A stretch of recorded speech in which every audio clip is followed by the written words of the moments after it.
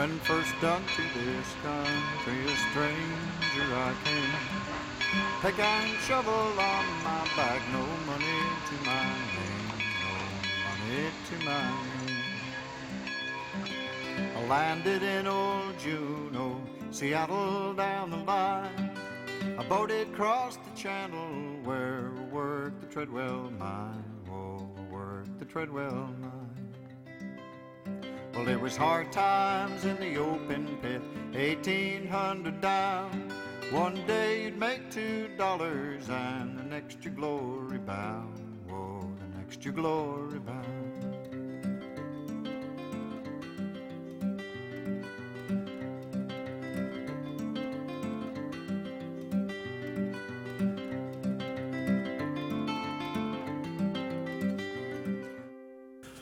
Man has used coal for a fuel for over 3,000 years, and it remains one of the world's most vital natural resources. And at its height, it generated over 40% of the world's electricity, going through over 6 billion tons a year. But none of this would have been possible if not for the sacrifices and hard work from the local coal miners. At its inception, mining was hard at best. But mining in and under the deeply wooded mountains of the southern coal fields was a new kind of hard. In the late 1800s and into the 1900s, coal was a much needed and valuable commodity, and it fell to the hands of the local boys to dig that black mineral out. And as more coal companies opened mines, more workers came, and it fell upon the owners of those mines to make a place for their workers to live. And thus, the coal camp was born. Often there was no alternative to company housing because land for miles around was owned by coal companies. Thus, a large percentage of the coal miners' wages was returned to the coal company for housing, tools, food, and other expenses. By 1940, well over 150,000 mining families lived in the various camps that were spread over 300 miles within the southern West Virginia counties and eastern Kentucky. Typical mining camps were located in lower slopes between two high ridges. These locations created a confined, crowded look. The homes were nearest the tipple, the structure where the coal was brought to from the mine, and they received daily showers of coal dust, which turned everything gray. Houses indicated by letters of the alphabet were the smallest houses in town, and these were the coal camp houses, rented by the miners and their families. And they were typically a one-story box-like house built on a post foundation. The 4 rooms were heated by a fireplace located in the middle of the structure, as well as the warmth generated by a wood or coal-burning cook stove. Most of the homes had a single light bulb hanging from the ceiling of each room that was activated by a pull string. Outhouses or privies, whatever one chose to call it, served as the bathroom for the family. And water was drawn from the community well and was carried in buckets by the wives and children. Wringer washers, wash tubs, and scrub boards took care of the laundry needs, and it was always a common sight to see clothes hanging on the lines flapping in the breeze. Community life centered around the company store, which was usually located in the center of town. A barbershop, post office, and company business offices were often housed within the same building in the store. Merchandise from food to home furnishings could be purchased on credit using company scrip. Scrip was coins or paper printed by the company, and it would only be good in the company store for services provided by the company, such as a company doctor. Black camps, as they were called, housed many African American miners and their families that were employed at the mines. At times they worked for lower wages than those made by Caucasian miners. They were also joined by Hungarian, Russian, Chinese, and other races who relocated to Appalachia in hopes of a better life. As funding permitted, churches and schools were constructed for the children of those minority groups. Many nationalities and races lived and worked together, creating a strong and vibrant community. Even though times were hard, what most coal camp families remember were the close-knit communities. Neighbors bonded together, creating an extended family that supported each other. But by the 1950s, coal camps were beginning to die out. And the 50s saw a huge change in mining operations, with a push toward more technology and less manpower, reducing the workforce by nearly 50%. This was the way we lived here in the southern coal fields, and the shadows of the past can still be seen if one looks closely enough. But the sad truth is that our way of life is not only being lost, but our heritage is being forgotten with it. And that's where the Southern Coal Camp Authority steps in. The Southern Coal Camp Authority, a nonprofit organization, firmly believes that these special times should be recaptured and preserved for future generations.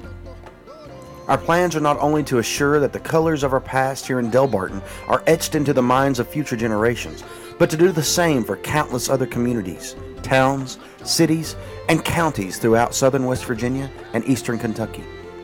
And we have expanded our organization. Our group will work diligently with others across the southern portion of our state to form the Coal Camp Trail Tours that will encompass a great number of miles within the beautiful, majestic Appalachian Mountains that we are so proud to call home. Together we can light the fire of tourism in our state as we proudly display our heritage for all to see as they travel the trail and take a step back in time. The Southern Coal Camp Authority has set the following goals to create a living, working historical tribute to the history of coal camps and related coal mining activities of that period. First, education. Our wish is to enable people to become aware of their true history of coal camps. School groups will be encouraged to visit and interact with those giving the tour in order to learn many points of the history of the area in Appalachia, as well as viewing demonstrations and reenactments.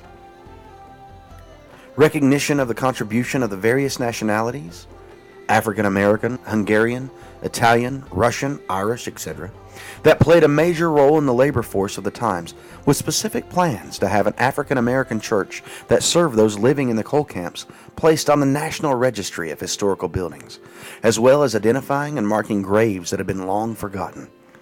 To promote tourism in southern West Virginia, eastern Kentucky, and to coordinate the support of the other communities in these areas that have also created coal-related activities, museums, etc. To encourage and foster economic development associated with specific activities, as well as spin-off and support enterprises and growth. And lastly, our wish is to preserve the historical aspect of coal camp life for generations to come, claiming our rightful place in Appalachian history as we construct a replica camp, coal company store, train depot, museum, amphitheater, and much more. Also to assist other communities in their endeavors to do the same.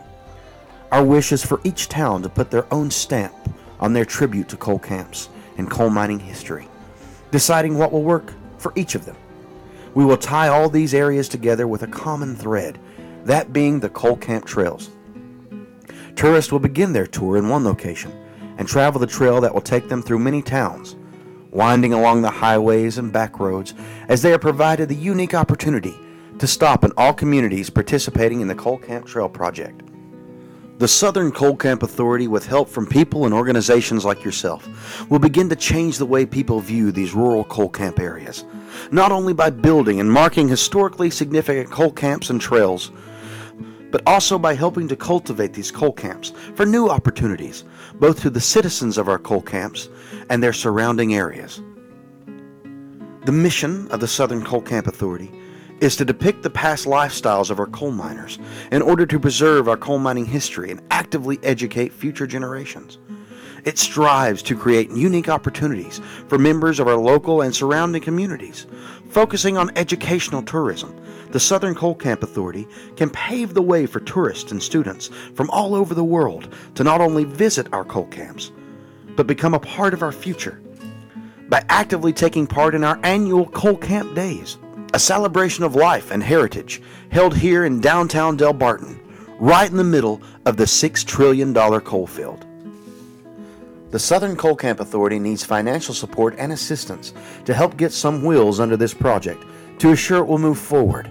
Our budget over a 5-year period for the Delbarton project alone is estimated at between $2 and $3 million. However, we plan to raise $250,000 from private sectors to get things really rolling. and we are looking for those entities that can pledge amounts ranging from $1,000 to $10,000. Our hope is that you'll agree that what we're attempting to do for the town of Delbarton, Mingo County, southern West Virginia, and the Appalachian region as a whole is a worthy project that deserves and warrants your financial support to begin our initial stages of development. Always remember these words while thinking about our request for support. We must remember where we've been to get where we're going. Thank you for your time, consideration, and hopefully your participation. Our wish is that the public will share our vision and be willing to roll up their sleeves and make this worthwhile project a reality. For more information and specifics on this project, please call our office at 304-475-0160. That's the Southern Coal Camp Authority, Inc., P.O. Box 374, Delbarton, West Virginia, 25670. The Southern Coal Camp Authority, Incorporated.